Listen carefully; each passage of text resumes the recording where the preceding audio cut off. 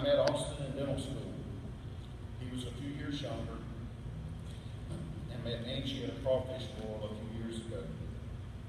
As many of you know, Austin had perfected the art of boiling crawfish and the festivities that go along with that.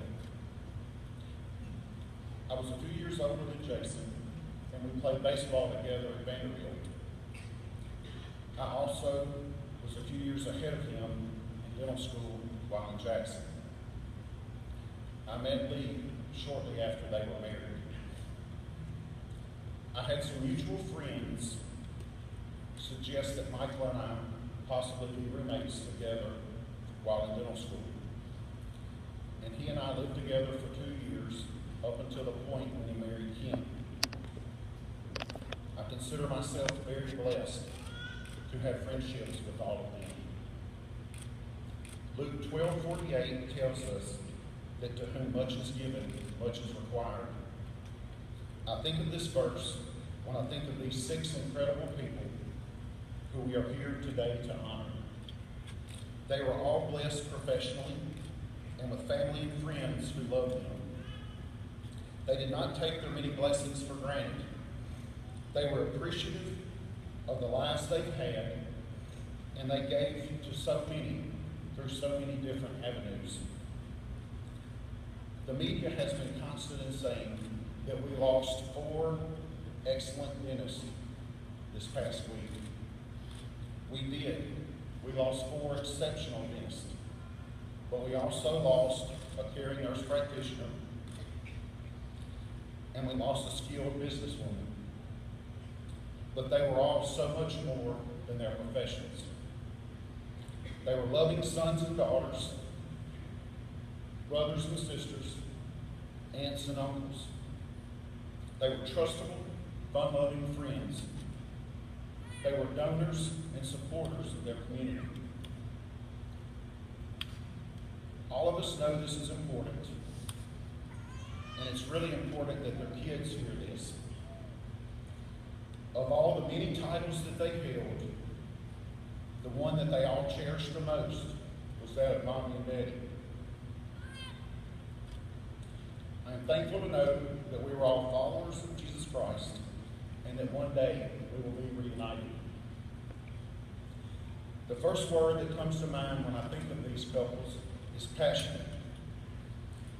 They didn't just share a close bond of friendship, they also shared traits. They parented with passion. They loved their families with passion.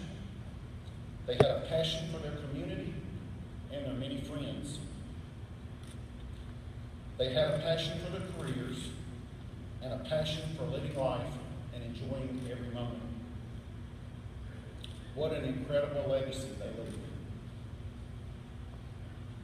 I would now like to take just a few moments to say some things about each individual's life. Kim Perry, an angel. Kim was one of the nicest and most unassuming people I have ever met. She loved her community, her profession, and most importantly, her family and children.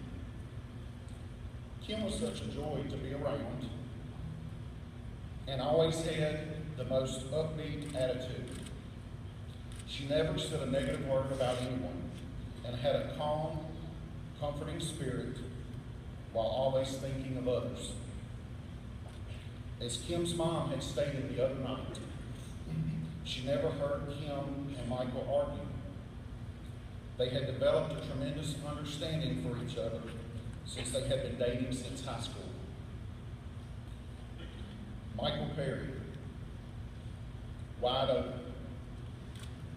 Michael worked hard for everything that he had, and he understood that his most important job in this world was to pass this appreciation for hard work on to his children. And because of that, he insisted on getting the best deal in any situation.